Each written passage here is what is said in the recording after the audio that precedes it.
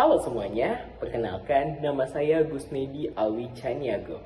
Pada kesempatan kali ini, saya akan berbicara dari sudut pandang eksekutif sebagai Chief Executive Officer atau yang biasa disebut dengan CEO di sebuah perusahaan yang bernama DigiNusa Edu, sebuah perusahaan startup teknologi yang berfokus pada pendidikan dan literasi digital di Indonesia.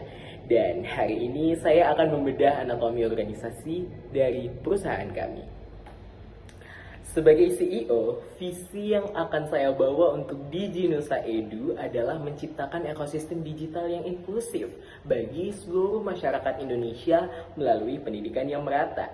Untuk mewujudkan itu, misi kami adalah menyediakan platform pelatihan keterampilan teknologi yang mudah diakses, serta memberdayakan komunitas lokal untuk meminimalisir kesenjangan digital. Adapun ruang lingkup operasi perusahaan kami berada di sektor educational teknologi atau EdTech dengan cakupan pengembangan perangkat lunak, pembelajaran, dan penyediaan modul literasi digital berbasis web.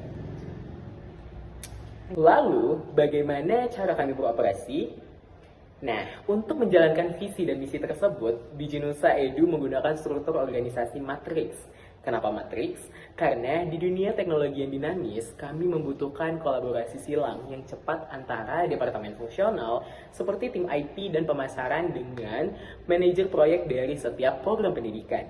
Sementara itu, asas organisasi yang kami terapkan adalah desentralisasi.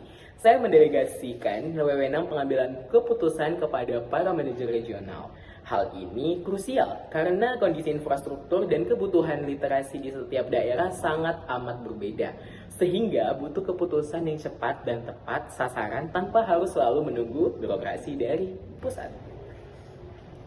Tentu, tidak ada organisasi yang lepas dari masalah.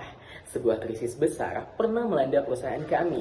Saat kami mengadakan simulasi ujian berbasis komputer tingkat nasional, terjadi lonjakan trafik yang tidak terprediksi, menyebabkan server down total selama 3 jam.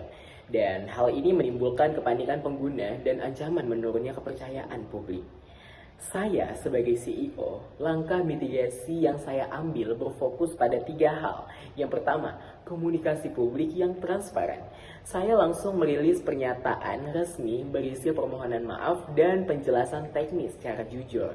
Yang kedua, saya segera mengaktifkan krisis center lintas departemen menggunakan struktur matriks kami dan kemudian menyatukan tim engineering dan customer service untuk memulihkan sistem secara real time.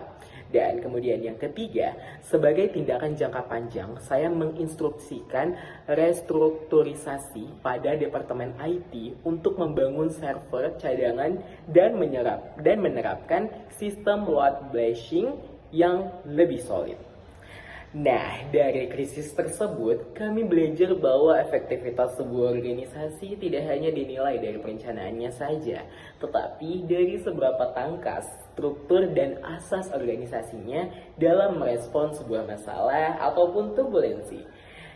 Demikian pemaparan saya mengenai struktur dan dinamika operasional di DigiNusa Edu. Terima kasih atas perhatiannya dan sampai jumpa di video selanjutnya. Bye!